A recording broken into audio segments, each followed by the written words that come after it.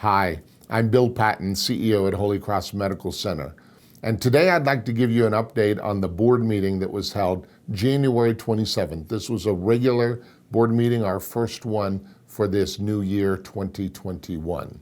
We started the meeting with the normal process of approving the agenda, the minutes, declaring whether or not anyone had a conflict of interest related to agenda items. And then I had asked for my report to go early. I'm part of the team that tries to take care of doses, vaccine doses, at the end of the day so that we don't waste any. And I wanted to be able to still do that. So the board let me do my report earlier in the meeting. And I updated them first on the COVID vaccine activity. So we saw a small surge after the Christmas and New Year's holidays, but it was small. It was short in time, and the numbers that we saw were not significant. As of today, the average volume that we're seeing in the hospital, the med-surg unit, 1 to 3 patients that are COVID positive. In the ICU, last night we didn't have any, but we're seeing a couple. We're not using our ventilators hardly as much, and the vapotherm, that technology that I've described to you that prevents or limits the need for a ventilator, we're also not having to use that much. In our outpatient settings, our annex, where we do specimen collection for COVID-19, and the emergency department, volumes in all those settings are down, and the overall number of positives that we're seeing are down. This morning, for example, we only had 3 positives. So the trend is very good. We're still not meeting the marks that the state has established, either for overall positivity rate or for the number of positives, but the numbers are headed in the right direction. Also updated the board as far as the new instrument that we have ordered. We got word actually after the board meeting that it has shipped. So within the next couple of weeks, we should have increased capability here at Holy Cross to do state-of-the-art PCR testing with a less than 4-hour turnaround time. That's good news. We continue to use a rapid test. It's called Solaris for our pre-surgical patients so that we can do same-day testing.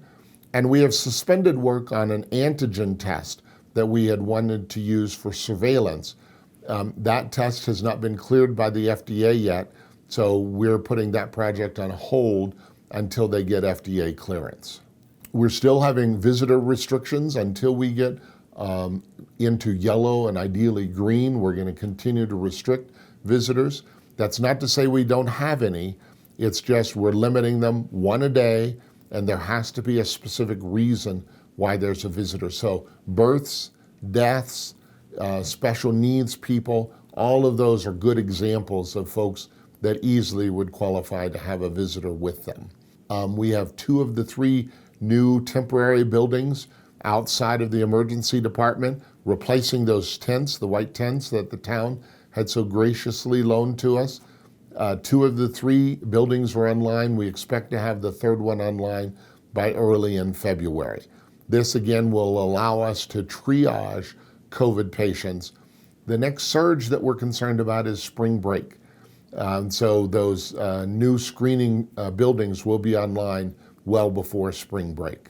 As part of our COVID efforts, we had taken advantage of all of the federal support programs that were put into place last year when the pandemic first started.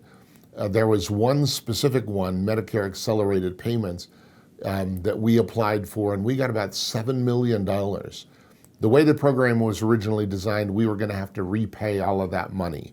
But it looks like there's conversations taking place in Congress right now that would allow us to convert at least a portion of that money into a grant that would offset some of the COVID expenses that we've incurred.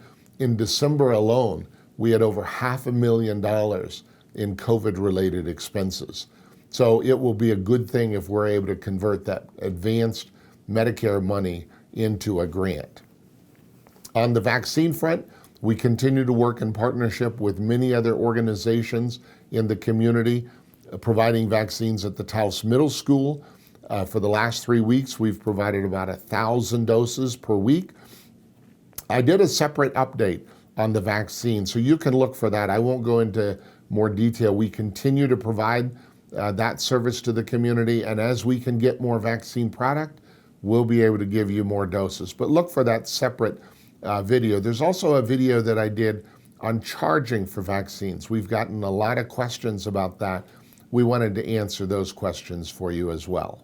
We gave the board an update regarding our recruiting efforts, both on the medical staff front. We have a number of interviews scheduled for a new cardiologist. Once again, I'd like to say thank you to Dr. Ismail for providing coverage for us while we do this recruitment. I'm encouraged at the 2 candidates that we'll be bringing in for on-site visits. And we also continue to recruit for family practice physicians who can do OB. That's another opportunity. We have several candidates that we hope to be bringing on site for interviews shortly. On the leadership front, we're recruiting for a pharmacy director and for a human resources director. If you know of a good one, give me a call. I updated the board regarding a number of medical staff related contracts. One of the requirements that the federal government has is that boards actually review and approve all contracts for physicians where they receive payment.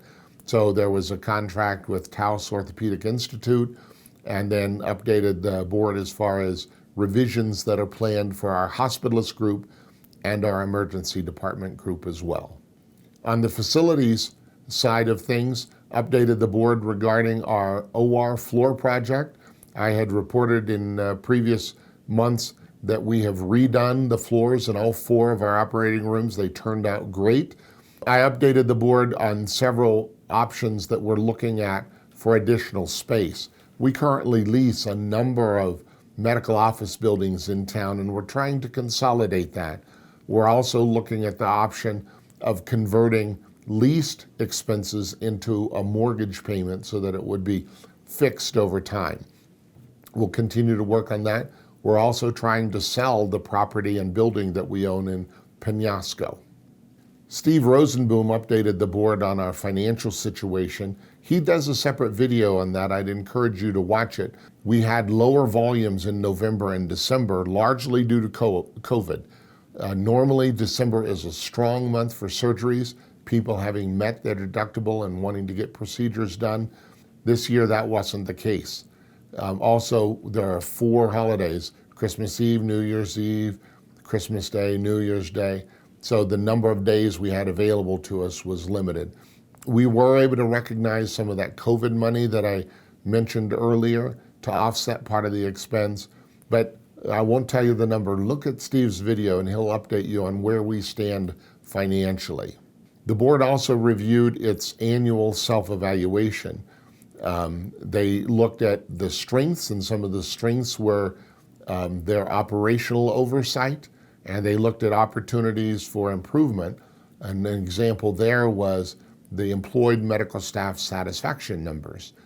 The board will be developing an action plan in response to the annual evaluation.